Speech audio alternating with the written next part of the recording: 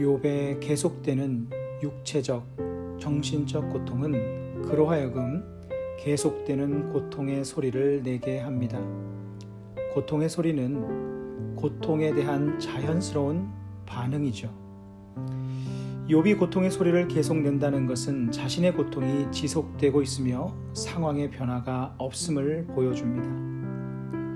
또는 고통에 대한 이해나 자세에도 변화가 없음을 보여줍니다. 그런데 오늘의 욥의 탄식의 내용에는 일련의 변화가 생깁니다. 하나님께서 자신에게 관심도 없으신 것 아닌가? 그러니 자신이 하나님께 호소하는 것이 무슨 의미가 있겠는가? 심지어 이제는 하나님께 하소연하는 것마저 두렵다고 말합니다. 하나님께 자신의 고통을 하소연하던 욥의 심경에 약간의 변화가 느껴집니다.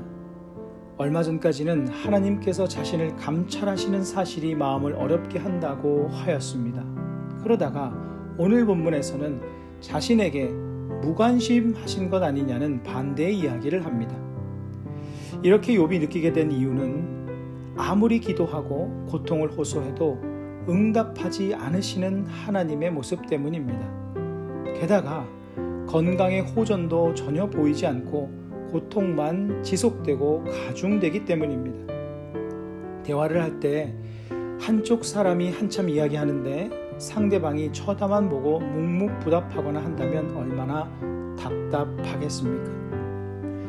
그런 대화를 이어나가다 보면 그 상대방이 점점 어렵게 느껴지고 스스로 위축되게 됩니다.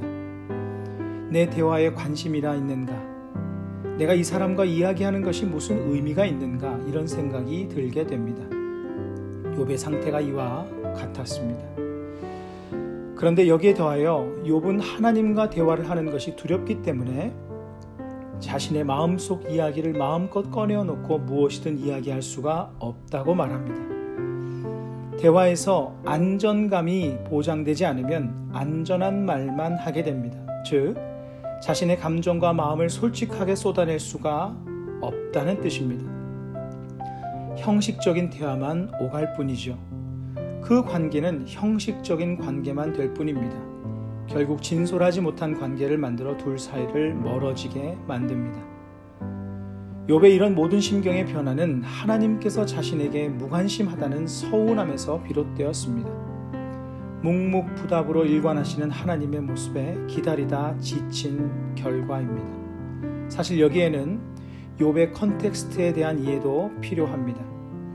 일단 욥의 고난처럼 극심한 고통을 경험하는 이들이 많은 것은 아닙니다.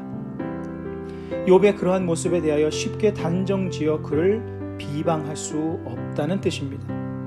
게다가 욥은 예수 그리스도의 십자가의 뜨거운 사랑의 사건을 경험하지도 않았습니다. 생명을 내어주기까지 사랑하시는 하나님의 사랑을 들은 적도 없던 시대의 사람입니다.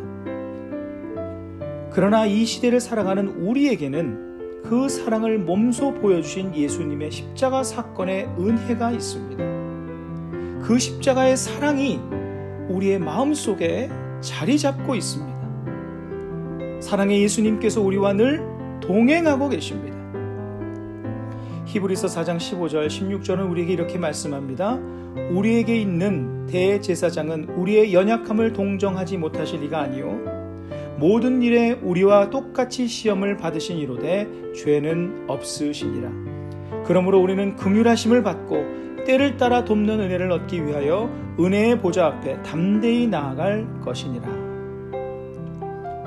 예수님께서는 욥과 같은 하나님에 대한 사람들의 오해를 십자가로 불식시키셨습니다. 하나님께서는 모든 죄를 용서하시는 분이십니다. 우리를 있는 모습 그대로 품어주시는 분이십니다.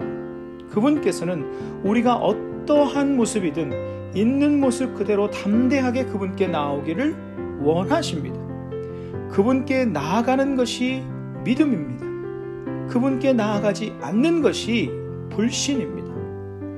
그분은 지금도 우리의 기도를 듣고 계시며 지금도 일하고 계시며 반드시 응답하시는 분이십니다. 주님은 언제나 우리의 안전지대입니다.